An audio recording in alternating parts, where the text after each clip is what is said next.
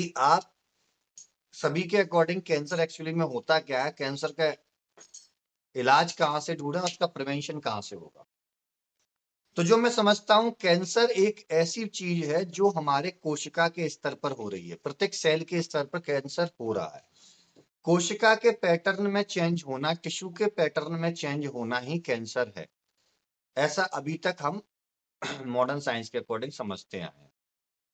अगर एक कोशिका क्यूबॉइडल से कॉलमनर में चेंज होती है, फ्लैट से कॉलमनर में चेंज होती है, कॉलमनर से फ्लैट में चेंज होती है, मतलब कोशिका के पैटर्न में या कोशिका के शेप साइज में जब चेंजेस आता है, तो उसको हम बायोप्सी लेकर के, बायोप्सी की रिपोर्ट में जो एफएनएसी होती है, फाइन नीडल एस्पिरेशन साइटोलॉजी, उसके थ्रू हम ले जाकर के उसको देखते हैं, तो उसमें हमें चेंजेस दिखने लगते हैं, तो हम कहते हैं कि भाई ये कैंसर सेल में कन्वर्ट हो रही है। साथ में एक हेफलिक लिमिट होती है, प्रत्येक कोशिका के 50 बार, मैक्सिमम वो 50 बार डिवाइड हो सकती है। हो सकता है 50 से 60 एक कुछ आंकड़ा हो, लेकिन 50 से 60 के आसपास डिवाइड होती है। लेकिन यदि उस हेफलिक लिमिट को भी यदि कोई कोशिका क्रॉस कर जाती है, 50-60 बार से भी ज्यादा अगर वो अपने डिवाइडेशन को कर देती है, तो उसको कैंसर सेल में हम मानते हैं। तो इसका कोशिका के अंदर क्यों इतने चेंजेस आ रहे हैं, इसके पीछे किसी को कोई भी मन में कोई भी बात आ रही हो, बता सकता है कि कोशिका के अंदर इतने चेंजेस। और खासकर जब हम छोटे थे, अगर हम देखें तो उस समय कैंसर का पेशेंट एक हाथ मिलता था, वो मिल गया तो बहुत बड़ी बात हो जाती थी कि अरे उसको तो कैंसर है। लेकिन आज की डेट में आस पड़ोस के एरिया में कैंसर के पेशेंट बढ़ते जा रहे हैं। तो ऐसा क्या चेंजेस आया है, ऐसा क्या परिवर्तन आया है हमारे वातावरण में, या हमारे रहन सहन में, या हमारे खान पान में, या हमारी दिनचर्या में, जिसकी वजह से इतने सारे कैंसर के पेशेंट बढ़ रहे हैं। कोई बता सकता है आप में से डॉक्टर्स? कोई भी आपको मन में कुछ भी आ रहा हो, आप बता सकते हैं।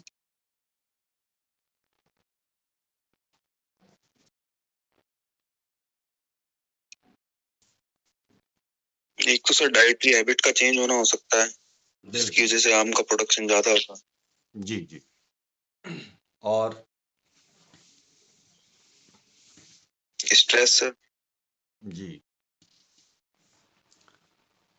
डॉक्टर नवनीत जी, आप बताएं, आपको क्या लगता है?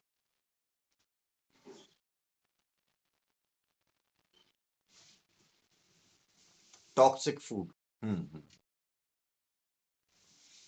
टॉक्सिक फूड और ये आम जो आपने बताया, इसकी वजह से क्यों ऐसी, हाँ, पॉल्यूटेड फूड, इसकी वजह से कैसी फिनोमेना डेवलप हो सकती है कि हमारी कोशिका के अंदर चेंजेस हो?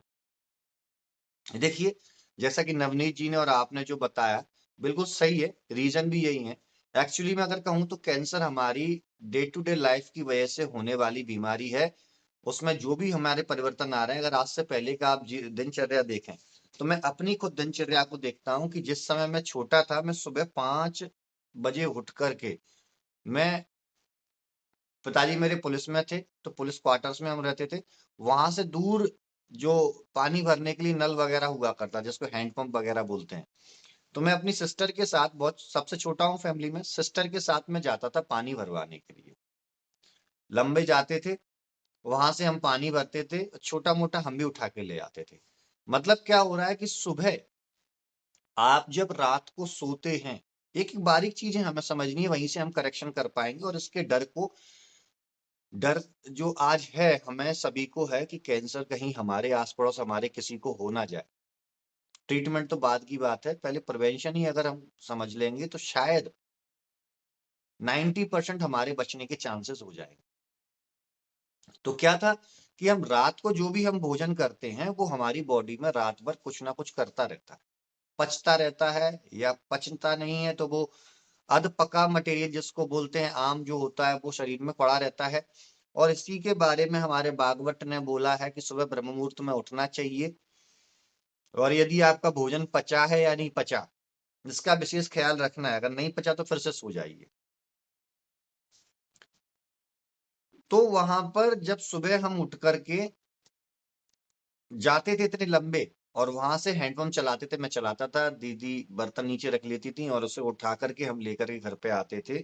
तो यहाँ पर हमें एक चीज देखने को मिलती थी कि सुबह एक तो आपकी बॉडी की फिजिकल एक्टिविटी बहुत ज्यादा हो रही है, ब्लड फ्लो आपका बढ़ रहा है, बॉडी के अंदर जो भी टॉक्सिन्स थे जो आपके ब्लड में सर्कुलेट हुए, जिसको हम आम तत्व बोल रहे हैं, या जिसको हम food material, toxic food material बोल रहे हैं, या जिसको हम फ्री रेडिकल्स बोल रहे हैं, या जिसको विजातीय तत्व, कुछ भी नाम दे रहे हैं, उनका प्रॉपर डाइजेशन होता था। कोशिका के अंदर भी एक मेटाबॉलिज्म चलती है, उसी मेटाबॉलिज्म की वजह से कोशिका खुद को सेल्फ हील करती रहती है। ये हर एक कोशिका का एक समय अवधि होती है जीवित रहने की, लेकिन जितने समय तक वो जीवित रहती है उतने समय तक खुद की हीलिंग करना जारी रखती है। और यदि उस सेल की हीलिंग में, जैसे लाइसोसोम होता है बॉडी के अंदर, तो लाइसोसोम जो रहता है वो लाइसोसोम क्या करता है, हमारी कोशिका के अंदर जो भी डेब्रीज है, जो भी ऐसा गंदा पदार्थ है जो कोशिका को नुकसान करने वाला है, उन सभी को खाता रहता है, उनको खा के पचाता रहता है ना। और लास्ट में यही फटके पूरी कोशिका को डिस्ट्रॉय भी कर देता है। इसमें हाई एसिड जैसे फॉर्मेशन रहते हैं। तो कुल मिलाकर के जो अग्नि हमारी बॉडी के अंदर है, वो अग्नि हमारी कोशिका के अंदर भी है। उसी चीज को हम भूताग्नि या धात्वाग्नि के नाम से जान लेते हैं। तो जब सुबह हम उठते थे तो क्या था, हमारी फिजिकल एक्टिविटी ज्यादा थी। आज की डेट में हम बहुत लेट सो रहे हैं, लेट जाग रहे हैं, दोनों की वजह से वात और कफ एक एंटागोनिस्टिक दोष है, ये इन दोनों में बहुत ज्यादा परिवर्तन देखने को मिलता है। ये दोनों ही हमारी अग्नि को प्रभावित करने का कार्य करते हैं, और इसकी वजह से हमारी कोशिका के अंदर जो भी निर्माण हो रहा है, जो धातु पोषण क्रम हो रहा है, उसमें प्रॉब्लम आने लगती है। तो ये कहीं ना कहीं रीजन है। दूसरा रीजन क्या है कि आज से पहले जो भी फूड मटेरियल आते थे उसके अंदर इतना ज्यादा केमिकल नहीं होता था।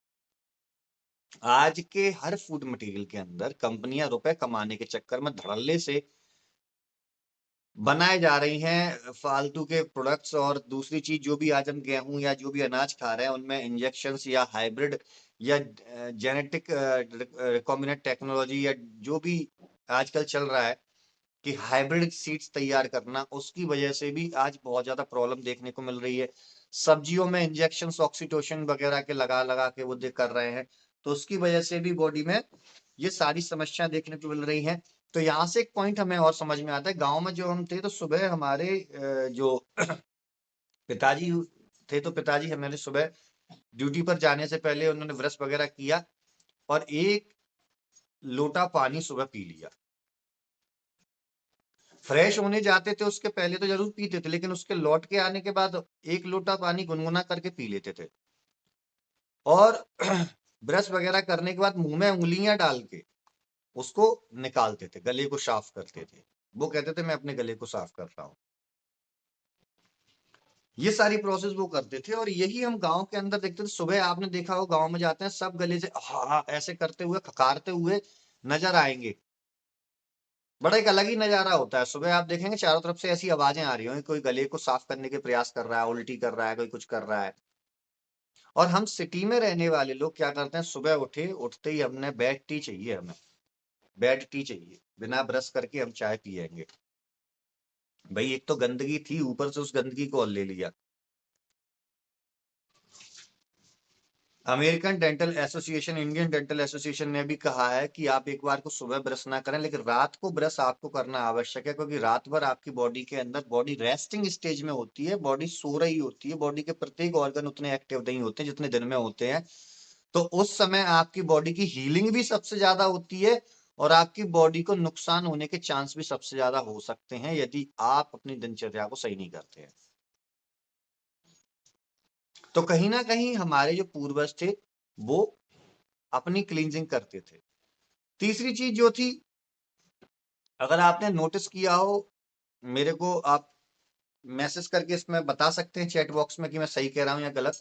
आपने नोटिस किया हो कि आज से अगर मैं 6-7 साल पुराना टाइम अगर ले जाऊं, तो वहां पर सभी 7-8 साल पहले तक मोस्टली लोगों को मोशन क्लियर आते थे, सुबह उठ के उनको पानी भी ना पिए और वो सीधे चले जाते थे फ्रेश होने के लिए, बहुत जल्दी प्रेशर आता था। आज के टाइम में कोई स्मोकिंग करके जा रहा है, कोई गुनगुना पानी, 1 लोटा पानी ले लिया उसको पी करके जा रहा है, कोई चूर्ण वगैरह खा करके जा रहा है।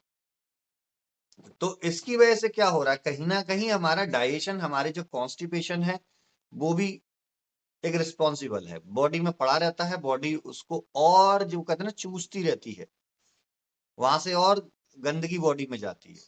तो एक तो बाहर से मिलने वाला गलत फूड आइटम है, दूसरा बॉडी के अंदर जो हमारी हैबिट्स है, हमारी बॉडी की जो हैबिट्स हैं, जो हमने उसको जिस रूप में डाला है वो है इसके पीछे रिस्पॉन्सिबल। तो इतनी सारी चीजें हमें समझ में आती हैं और एक स्ट्रेस का माहौल भी ब्रेन में बहुत ज्यादा बनता जा रहा है, जिसकी वजह से सेल्स भी हाइपर एक्साइटेड हो जाती हैं। अब अगर कैंसर की बात करें, ये तो मैंने एक कॉमन पॉइंट ऑफ व्यू लिया है, आप चरक संहिता को उठा करके देखिएगा। चरक संहिता को, कैंसर की एक कंफर्म डायग्नोसिस बना पाना मुश्किल इसलिए है क्योंकि हर रोग फ्यूचर में जाकर के कैंसर में ही कन्वर्ट होता है। आप उधर रोगों की फिजियोलॉजी, आप सॉरी उधर रोगों को पढ़ेंगे या किसी भी रोगों को पढ़ेंगे हमारे चरक संहिता में, तो लास्ट में जाकर के वो क्या बोलते हैं कि अगर ऐसे ऐसे लक्षण इसके साथ जुड़े मिले तो ये रोग असाध्य हो जाता है, ये रोग असाध्य हो जाता है। और उस असाध्य रोग की चिकित्सा के लिए सभी आचार्य बोल चुके हैं, अक्रियाम ध्रुवमृत्य क्रियाम संशयो भवेत्, कि ना कुछ करोगे तो मर जाएगा, वो डेफिनेटली मरेगा, कुछ करोगे तो चांस है कि बच सकता है। तो फिर इसी क्रम में हमारे यहाँ संहिता के अंदर कुछ चूर्ण लिखे गए हैं, कुछ चूर्ण लिखे गए हैं, कुछ टैबलेट्स लिखी गई हैं, कुछ चीजें लिखी गई हैं। तो आप देखेंगे कि पहले नंबर पर जो चूर्ण लिखा है, उसके बाद दूसरे नंबर पर लिखा है, उसके बाद तीसरे स्टेप पर लिखा है, उसके बाद चौथे स्टेप पर लिखा है। मैं आपको 1 मिनट अभी बताता हूं निकाल करके। हाँ देखिए, मैंने ये गुल्म चिकित्सा का चैप्टर निकाला है, ये गुल्म चिकित्सा का चैप्टर आपको दिख रहा होगा। तो इस गुल्म चिकित्सा के चैप्टर में मैं ड्रग्स के बारे में बता रहा हूं, कैसे कैसे ड्रग्स का वर्णन किया, और इस प्रकार से चरक संहिता में इतनी सुंदर तरीके से इसको लिखा गया है, सभी संहिताओं को लिखा गया बताऊं मैं, लेकिन चरक संहिता पे थोड़ा ज्यादा अध्ययन है मेरा, तो इसलिए मैं बता सकता हूं कि इसमें इतने सुंदर तरीके से लिखा गया है कि जिस प्रकार एक रोग धीमे धीमे करके बढ़ता जाता है और अपनी एक क्रॉनिक स्टेज में आ जाता है। स्टार्टिंग में वो सिंपल फॉर्म में होता है, फिर वो धीमे धीमे करके और उसका क्रॉनिक रूप होता है, फिर और होता है। जैसे फॉर एग्जांपल पहले हेपेटोमेगाली होगी, हेपेटोमेगाली के बाद धीमे धीमे करके हेपेटाइटिस की कंडीशन या लिवर की सेल्स का सड़ना, फिर जाकर के लिवर एब्सेस जनरेट हो जाना, और फिर जाकर के हेपेटोसेल्युलर कार्सिनोमा बन जाना। इस प्रकार से कंडीशन लिवर की जनरेट होती है। तो ठीक इसी प्रकार से हमारी बॉडी में हमारे आचार्य चरक जी ने बोला है कि सभी रोग ऐसे ही बढ़ते हैं, पहले उसकी शुरुआत होगी, फिर धीमे धीमे वो आगे और बढ़ेगा, फिर धीमे धीमे और बढ़ेगा, और ऐसे करते करते वो अपना अंतिम रूप ले लेगा। तो ठीक इसी प्रकार से यहाँ पर रोगों को लिखा गया है, जैसे वातज गुल्म लिखा है, पित्त गुल्म लिखा है, और इसके बाद सभी गुल्मों को लिखा गया है। तो यहाँ पर चिकित्सा बताई गई है। तो चिकित्सा में शस्त्र कर्म तो उन्होंने बताया ही है, फिर कफज गुल्म की चिकित्सा बताई थी, लंघन करना है, बमन करना है, बमन और लंघन के बाद उपचार करना है। मैं जो आपको बताने की कोशिश कर रहा हूं वो समझिएगा। फिर यहां से औषध योग आते हैं। मैं श्लोक नंबर है 65 श्लोक से, त्रिउष्णादि घृत, त्रिउष्णादि घृत, ये घृत वातज गुल्म को नष्ट करता है। मतलब सिंपल सा, पेट में केवल एब्डोमिनल लंप बना हुआ है या पेट में गैस का दर्द हो रहा है, उसके बारे में बात कर रहे हैं। दूसरा तृष्णादि घृत की बात हो रही है ना, इन्होंने भी वही चीज बताई है। तृष्णादि जो तृतीय तृष्णादि घृत की बात हो रही है। इसके बाद हम चलते हैं नेक्स्ट। अब पिपल्यादि घृत आया, तो पिपल्यादि घृत में उन्होंने क्या बताया है, वातज गुल्म को नष्ट करता है, योनिशूल, त्रिशूल, अर्श और विषम ज्वर को नष्ट करता है। तो यहाँ पर कुछ कॉम्प्लिकेशंस और दिखने लगे, उस गुल्म के साथ कुछ कॉम्प्लिकेशंस और आ सकते हैं, इसीलिए उन्होंने इसको चुना कि ये भी यहाँ पर डाला जाए। फिर इसके बाद हम चलते हैं और क्रॉनिक कंडीशन की तरफ चलते हैं, जो हमें देखने को मिलता है। ये घृत कल्पना में आए हम। भल्लातकाद्यम घृतम, भल्लातकाद्यम घृतम, यहां से अब कैंसर की शुरुआत हो गई है। कैंसर की शुरुआत हो गई यहां से, दसमूली घृतम से हो गई है। तो यहां पर देखिएगा, इन्होंने बोला है यह भल्लातक घृत कफज गुल्मनाशक उत्तम है, यह प्लीय रोग, पांडु रोग, श्वास कांस और घृणी रोग को नष्ट करता है। अदर कॉम्प्लिकेशन इंक्लूडेड है। फिर उसके बाद वो जाते हैं शीर षटपल घृत पर। दंती हरितकी के पास आए हैं वो, और इसी प्रकार से वो आगे वर्णन करते हुए अन्य औषधियों की वर्णन किया है। और यदि हम उदर रोग की तरफ चले, उदर रोग की तरफ भी हम चले, तो उदर रोग में भी हमें ये चीज समझ में आएगी कि यहाँ पर भी उन्होंने इसी क्रम में औषधियों को, वो चाहते तो भल्लातक घृत को पहले लिख सकते थे। आप नोटिस कीजिएगा, भल्लातक घृत को वो पहले लिख सकते थे, लेकिन भल्लातक घृत को बाद में क्यों लिखा? ये बहुत से क्वेश्चन है संहिताओं में। संहिताएं एक तरीके से बहुत बड़ा रहस्य है, अगर इसको समझना चाहें तो इसी प्रकार से आप उधर लोगों को देखेंगे तो वहां भी आपको ये सारी चीजें देखने को मिलेंगी। तो क्वेश्चन क्या था कि ट्रीटमेंट क्या है, ये अभी जरूरी नहीं है, पहले समझना जरूरी है क्या। हर रोग फ्यूचर में जाकर के कैंसर में कन्वर्ट होता है, अगर आप उसको प्रारंभिक अवस्था में या उसकी मेन जो बोलते हैं ना स्थान संश्रय अवस्था, वहां तक यदि आप उसको ट्रीट नहीं कर सकते हैं तो वो बाद में जाकर के वो फैलना शुरू हो जाएगा, चाहे वो किसी भी। अब आप लिवर को ही ले लीजिए, लिवर का भी कैंसर होता है, ब्रेन का भी कैंसर होता है, इंटेस्टाइन का भी कैंसर होता है। लेकिन अगर देखें तो उस व्यक्ति को मान लो कोलोन का कैंसर है, तो कोलोन कैंसर की शुरुआत कहीं ना कहीं कॉन्स्टिपेशन से हुई होगी, लॉन्ग टर्म कॉन्स्टिपेशन रहा है। अगर उस समय हम उसको क्योर कर लेते तो हम क्या कर रहे होते, आज हम सेफ होते। अगर हम लिवर से संबंधित हमें कॉम्प्लिकेशन आ रही, काफी समय से हमारी मंदाग्नि होती है, कभी बढ़ जाती है, कभी मंदाग्नि होती है, कभी बढ़ जाती है, तो इस प्रकार से कंडीशन बनी रहती, तो हम अगर उसको उसी समय क्योर कर लेते तो क्या कैंसर से बच जाते? बिल्कुल बच जाते। गुल्म की प्रॉब्लम आती है, तो गुल्म की प्रॉब्लम में अगर हम स्टार्टिंग में ही उसका प्रॉपर प्रॉपर वे में, ये नहीं पेट की गैस फूली और हमने जाके पेंटॉप ले लिया या अपने यहाँ से कोई भी मुलेठी ले लिया, कुछ भी ले लिया और उसको खा करके आज हमारी गैस सही हो गई, अब हम ठीक हो गए। उसका प्रॉपर डायग्नोसिस बनाइए कि भाई ये हुआ क्यों था और उसको क्या रीजन है। कहीं ऐसा तो नहीं है लॉन्ग टर्म कॉन्स्टिपेशन हो जिसकी वजह से आज पेट में गैस बनने लगी हो, या कहीं अवरोध हो रहा हो, या आम की समस्या हो, आम की समस्या की वजह से आमज मल आ रहा हो और उसकी वजह से ये प्रॉब्लम हो रही हो, तो उसको आपको रूट कॉज को समाप्त करना है। तो इस प्रकार से आप हर रोग का जो कैंसर में जाने वाला है, शुरुआत में ही अगर उसको समाप्त कर देंगे तो वो डेफिनेटली चांसेस है कि वो आगे नहीं बढ़ेगा। अब इससे टेंशन नहीं लेना है हमें कि अरे हमारे यहाँ किसी को छींक आ गई तो हम सोचने लगे कि भाई नेजल पॉलिप या नेजल ट्यूमर ना हो जाए, इतना नहीं लेना। आप आपकी फैमिली का कोई सदस्य है, मैं आप पहले फैमिली के सदस्यों की बात कर, फैमिली कोई सदस्य है, आपको पता होता है, वो कंप्लेंट करता है कि बेटा यार मेरे साथ बहुत दिनों से ऐसा ऐसा गड़बड़ हो रहा है, क्या करूं, तो प्रॉपरली उसका ट्रीटमेंट आप स्टार्ट कर दीजिए। और यहाँ पर शोधन चिकित्सा जरूर करना, चाहे वो बीमार हो या ना हो, अपने परिवार के अपने सभी सदस्यों की शोधन चिकित्सा करनी है। जो पंचकर्म कहते हैं कि हर 6 महीने में, 6 महीने में नहीं तो 1 साल में पंचकर्म का प्रोसीजर जरूर करना है। आपको बमन और ब्रेचन तो कर ही दो, बस्ती भले ही हो या ना हो, कोई बात नहीं है, बमन और ब्रेचन तो करवा ही दो।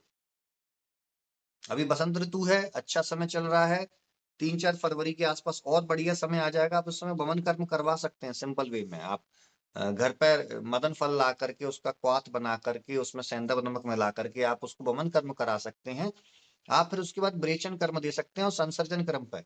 दूसरा जो है कि आज से बहुत पहले व्रत बहुत रखते थे लोग बाग, उपवास बहुत रखते थे लोग बाग, और आप वर्ल्ड की सारी रिसर्च पेपर को पढ़ लीजिए कि जो भी फास्टिंग है, इंटरमिटेंट फास्टिंग है, जो ओशोनोरी ने, जो हमारे जापान के साइंटिस्ट थे जिन्होंने इंटरमिटेंट फास्टिंग के ऊपर जो रिसर्च पेपर पब्लिश किया जिसको नोबेल प्राइज मिला, आप अगर उसको पढ़ेंगे तो वहां पर उन्होंने कैंसर सेल्स के पैटर्न को चेंज होते हुए दिखाया है कि किस प्रकार से नेचुरल जो सेल्स हैं, जो हमारी ह्यूमन सेल्स, जो नेचुरल सेल्स हैं, जो हेल्दी सेल्स हैं, जो हमारी फ्रेंडली सेल्स हैं, वो कोशिकाएं कैंसर कोशिकाओं को कैसे खा रही थी। आपने अगर देखना, आप नोबेल प्राइज यूट्यूब चैनल है उसके ऊपर जाना, वो लाइव डेमोन्स्ट्रेशन उन्होंने करके दिखाया है, उसकी रिकॉर्डिंग दिखाई है कि माइक्रोस्कोप में जब उन्होंने रख के देखा तो कैंसर कैसे वो कोशिकाएं उनको खा रही थी। क्योंकि हमारे जिस प्रकार से कैंसर कोशिकाओं में स्टारवेशन होता है, वो चारों तरफ से एक तरीके से, देखिए दो चीजें बता रहा हूं, कैंसर कोशिकाएं चूसने का काम करती हैं, चूसने का काम करती हैं, इस बात को पकड़ के चलिएगा। वो एंजियोजेनेसिस करती हैं, चारों तरफ ब्लड वेसल्स फैलने लगती हैं, एक हेल्दी कोशिका के ऊपर ब्लड वेसल्स आ जाएगी और वो हेल्दी कोशिका का सारा न्यूट्रिशन सक कर लेती है, और जो अपनी अनहेल्दी कोशिका है उसको मरने के लिए छोड़ देती है। लेकिन जब आप व्रत करते हो, फास्टिंग मोड में आते हो, तो एक तो आपकी जो हेल्दी सेल है वो कैंसर सेल में कन्वर्ट होने जा रही थी। क्यों? क्योंकि उसके अंदर कुछ गंदे टॉक्सिन्स थे सेल के एनवायरनमेंट में। तुरंत लाइसोसोम एक्टिव होता है, लाइसोसोम उन गंदी चीजों को या उनको डेब्रिस को या उनको फ्री रेडिकल्स को या आम को या जिसका भी नाम आप देना चाहें, उनको खा लेता है और कोशिका को बीमार होने से बचा लेता है, सेल को बीमार होने से बचा लेता है और उस सेल के पैटर्न में चेंज होना बंद हो जाता है, और फिर वो सेल अन्य कोशिकाओं को, कैंसर कोशिकाओं को भी नष्ट करने का कार्य करने लगती है।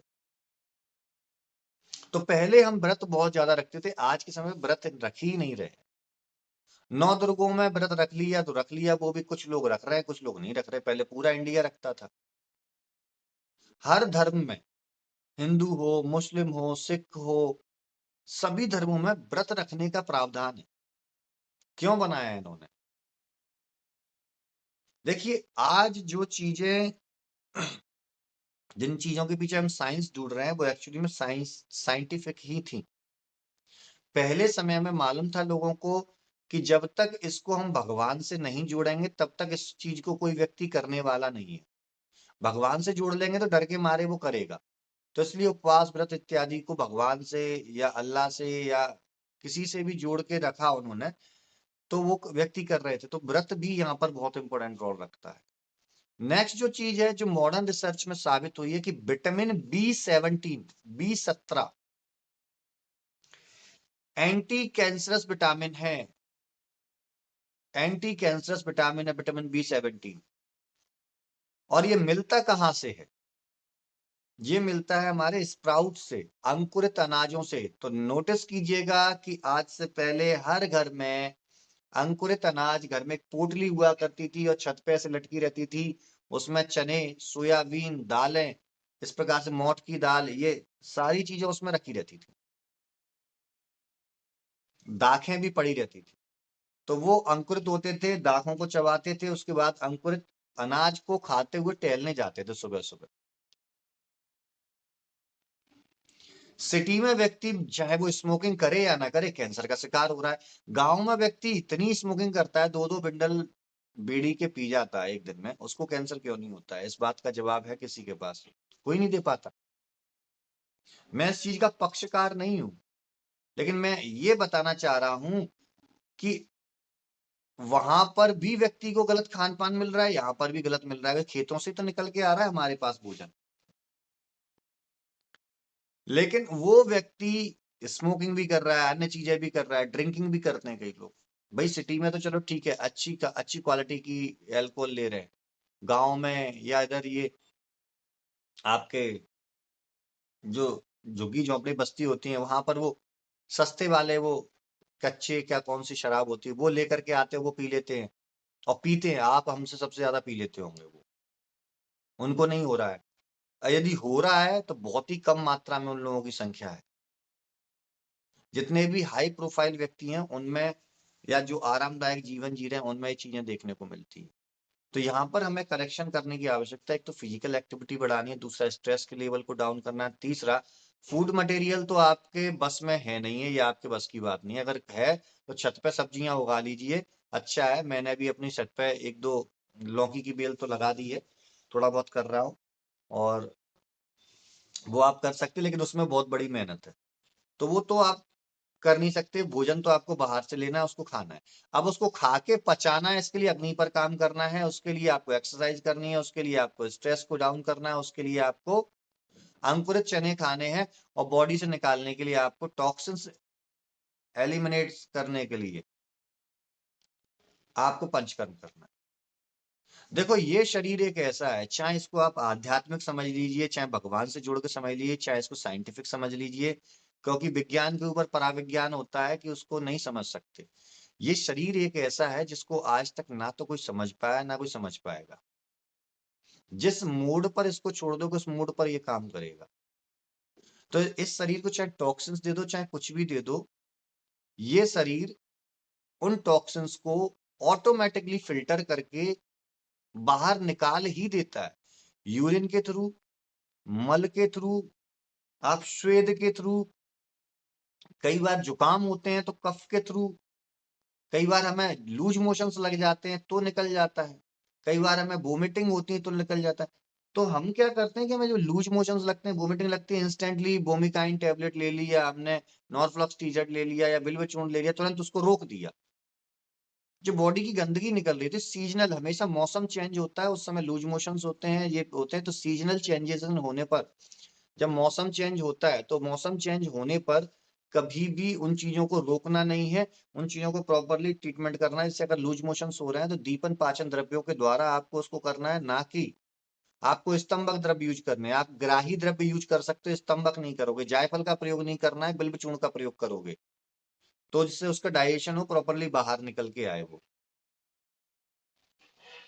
तो ये चीजें आप करते हो तो बहुत ज्यादा संभावना है कि कैंसर से बचा जाए। और यदि ट्रीटमेंट का आप बात करो, तो मेरा ट्रीटमेंट में सिर्फ इतना ही मेरा अनुभव रहा है कि जिन पेशेंट्स के लाइफ स्पान को डॉक्टरों ने 2 महीने 3 महीने बोला था, उनको 8 महीने से लेकर के 12 महीने तक हम खींच के ले गए हैं। क्योंकि पेशेंट हमारे पास तभी आए थे जब वो पेशेंट्स का कैंसर मेटास्टेसिस कर चुका था। वो पहले शुरुआती स्टेज में कोई भी पेशेंट अभी हमें अभी तक नहीं मिला है, इसलिए पूर्ण दावे के साथ नहीं कह सकते कि ट्रीटमेंट क्या होगा। लेकिन ये मैं आपसे जरूर कह सकता हूं कि कैंसर के पेशेंट को आप जब ट्रीट करेंगे तो उसकी क्वालिटी ऑफ लाइफ आप बेटर कर सकते हैं, इसमें कोई भी शक की बात नहीं है। और वो क्या ट्रीटमेंट है, कोई बड़ा ट्रीटमेंट नहीं होता। मान लीजिए प्रोस्टेट का कैंसर है तो प्रोस्टेट का ही ट्रीटमेंट चलाना है आपको।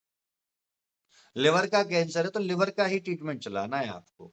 लेकिन सभी में शोधन कर्म जरूर रखना।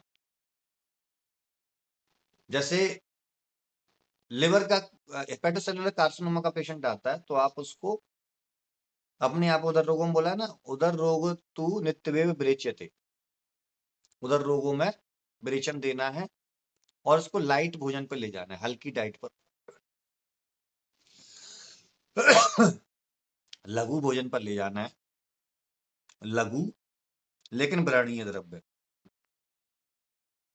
लघु हो लेकिन ब्रणीय हो, शरीर का पोषण करने वाले द्रव्य हो। मान लीजिए किडनी का कैंसर है तो किडनी का ट्रीटमेंट जिस चीज से आप करते हैं वो औषधियां वहां प्रयोग करनी है। मतलब जो रोग होता है, उस रोग का कैंसर है, जो अंग है उसका कैंसर है, तो आपको ट्रीटमेंट ही वही करना है। आंतों का कैंसर है, कोलोन कैंसर है, अलग से मेडिसिन दोगे? नहीं दोगे। इंटेस्टाइन के लिए जो ट्रीटमेंट चलता है, इंटेस्टाइन की शुद्धि के लिए ट्रीटमेंट चलता है, वो सारे ट्रीटमेंट वहां पर आप अप्लाई करोगे। जैसे शिवाचार पाचन चूर्ण का मैं आपको नाम बताऊं, शिवाचार पाचन चूर्ण जो था वो एक्चुअली में क्षार है, वो काटने का काम करता है। तो इंटेस्टाइन के कैंसर में आप उदर रोग की चिकित्सा में इसका प्रकरण देख सकते हैं। इंटेस्टाइन के कैंसर में शिवाचार पाचन चूर्ण का प्रयोग कई वैद्य करते हैं। और कैंसर तो नहीं, इंटेस्टाइनल लिम्फ नोड्स होती हैं, मीसेंट्रिक लिम्फ नोड्स जिसको बोलते हैं हम। मीसेंट्रिक लिम्फ नोड्स बच्चों में कई में देखने को मिलती हैं, कई बड़ों में देखने को मिलती हैं। तो उनको बहुत ज्यादा प्रॉब्लम होती है, पेट में दर्द होता है, बेहोशी आ जाती है, कमजोरी रहती है, बॉडी दुबली पतली होती है। वहां पर मैंने उन्हीं जो छोटी छोटी मेसेंटेरिक लिम्फ नोड्स जो गठाने होती हैं, उनको ट्रीट करने के लिए मैंने सवा 4 पाचन चूर्ण का प्रयोग किया है, तो वहां पर कंप्लीटली वो क्योर हो गई है। तो इन चीजों की वजह से ट्रीटमेंट में कोई बड़ी चीज नहीं है। ट्रीटमेंट बस ये है कि हमारे पास व्यक्ति आना चाहिए, सहमति के साथ आए, क्योंकि एक ऐसी बीमारी है जिसका डर बहुत फैल चुका है और ट्रीटमेंट वाकई अभी एलोपैथी के पास नहीं है। अब अपने पास अगर आयुर्वेद में है तो अपन को पेशेंट्स नहीं मिल रहे हैं, वो एक्सपोजर नहीं मिल रहा है, वो रिस्क टेकिंग कैपेसिटी किसी के पास नहीं है। तो अभी केवल अल्टरनेट वे में आयुर्वेद काम कर रहा है एलोपैथी के साथ। बट हाँ, प्रिवेंशन के लिए क्या कर सकते हैं ये चीज मैंने आपको बताई, और बाकी आपके जो भी सवाल हो वो पूछ सकते हैं, क्योंकि जब तक इस पर सवाल जवाब नहीं होंगे तब तक शायद इसका हल निकलना मुश्किल हो जाएगा। कोई और सवाल हो आपके या कोई और सजेशन हो तो सजेशन दे सकते हैं। सभी आप और हम सभी इसको सुन रहे हैं। ये कोई वेबिनार नहीं है, एक वर्कशॉप टाइप में है, जहाँ मैं भी आपसे सीखूंगा और आप भी मेरे से जो भी मेरे अनुभव होंगे उससे सीखेंगे, सभी आपस में मिलकर सीखेंगे। तो और कोई आपके डाउट या सवाल या कोई भी आपका खुद का मत हो कैंसर से रिलेटेड कि इसमें हम और क्या कर सकते हैं जिससे लोगों को इससे बचा पाए?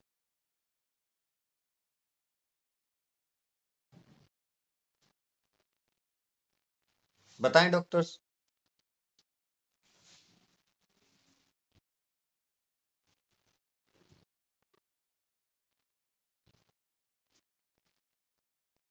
चलिए, तो फिर कोई डाउट नहीं है तो फिर इसको यहीं समाप्त करते हैं।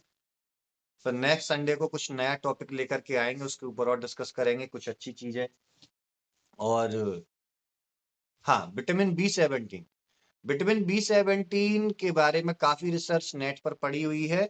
और vitamin B 17 anticancerous vitamin है, और ये ज्यादातर हमारे यहाँ पर देखने को मिलता है। जो गेहूं, जिसको जो वो बोलते हैं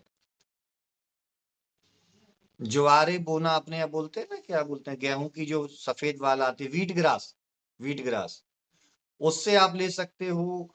चने से आप ले सकते हो। जो फिश ऑयल आता है, फिश ऑयल के कैप्सूल आते हैं, मुझे एग्जैक्ट नाम नहीं आ रहा उस फिश का नाम, मैं बताऊंगा आपको ढूंढने के बाद। उसके कैप्सूल्स मार्केट में आते हैं, उसमें विटामिन बी 17 होता है। लेकिन मार्केट में सबसे बड़ा मैं सत्य आपको बता दूं कि विटामिन बी 17 एंटी कैंसरस होने के बावजूद भी इसके ना के बराबर प्रोडक्ट हैं। शायद मेरे ख्याल से एक आध ही प्रोडक्ट मार्केट में होगा। अब इसको या तो ये समझ लें, हाँ हाँ हाँ, C7 कैप्सूल इसके अंदर शायद मैंने सुना है इसके अंदर है। लेकिन आप नेचुरल, मैं हमेशा बताऊं टैबलेट से ज्यादा विटामिन बी 17 के लिए आप नेचुरल सोर्स पर डिपेंड रहिए। कोई भी अनाज है, दालें हैं, सोयाबीन है, चने हैं, गेहूं है, इनको अंकुरित करें, इनको स्प्राउट फॉर्म में लें, उनके अंदर सबसे ज्यादा विटामिन बी 17 होता है। सबसे ज्यादा विटामिन बी 17 होता है। मार्केट में क्या मिल रहा है कैप्सूल के फॉर्म में आज के समय पे कह पाना मुश्किल है, क्योंकि इतनी सारी कंपनियां तो हो गई हैं जो सप्लीमेंट दिए जा रही हैं, लेकिन सप्लीमेंट काम किसी के नहीं कर रहे, तो फिर किस मतलब के सप्लीमेंट? तो नेचुरल सोर्स पर जाए, सबसे बढ़िया चीज यही है। और दूसरी चीज यही कहूंगा कि शोधन कर्म पे ज्यादा फोकस करें। शोधन कर्म पे साल में एक बार तो कर ही दें घर के लोगों का, तो जो गंदा खाया है वो निकल के बाहर फेंक जाएगा। मैं हमेशा बसंत ऋतु में मैं हमेशा वमन कर्म करवाता हूँ अपने परिवार के सभी लोगों का। और जैसे ही ये आती है बरसात का सीजन, उस समय मैं विरेचन कर्म करवाता हूँ। चलिए फिर यहीं फिनिश करते हैं इसको।